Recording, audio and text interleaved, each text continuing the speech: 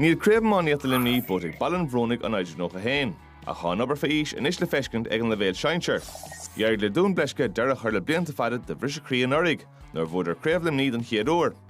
An aeróchlas darabhaint mach a ríist am líana as gá chraobh sa chéile bhuachant. Bhí Brian Tyres is Mark Foley i gcailmach lót an chlé Leathcheannais seo. Bréamachanta Eddie Stokes, duine chuir a gáithe spás crothe agus an chéad scór ón imirt. Agus scrínisteach anad ar fadan san Donald Coughlin agus tá ceann san tóiste go díal. Ach tá pas chomacianna ar fuad na háite agus deisige Coughlin gan éon bhíle siúd ag céim siún na sprice.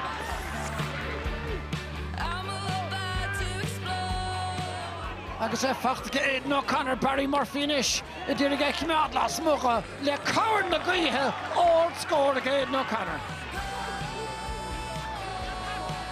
Gafaisteach Harris Pat Ryan inis bhí anna chiún go dtí seo.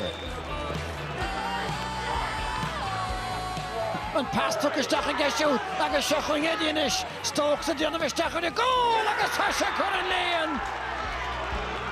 Coughlin fé Bhrúansa agus tá sé a donisteach an Doon chuin deisilinsa Kevin Maher agus cúra na fachtaige Dún Bleisce.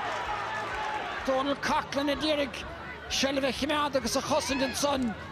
Camáin na techt trasna ar chosan son ó sa hiún siarige Dean Coleman. Thógadum na deisnar a chuin go dain hénig tá na dóg séitige John O'Halloran tá na dintú léirehansa ige Adam English agus ige Dún Bleisce. We were saying the past 2 weeks, like, tackles have to come up big time, and I think they did today, especially in the first half into the wind.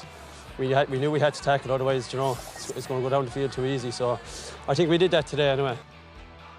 It's a great place to be in your own club, and for the next 2 weeks with the lights on, training for a county final. It's where everyone wants to be, and you know, if you take into perspective all the teams that have crashed out of the championship over the last number of weeks, we're certainly going to enjoy the next 2 weeks. It's not going to in any way burden us going back into the field. We'll be going in giving it our best. If we're beaten, we'll be beaten by a better team. If we win it, we'll be after being good on the day.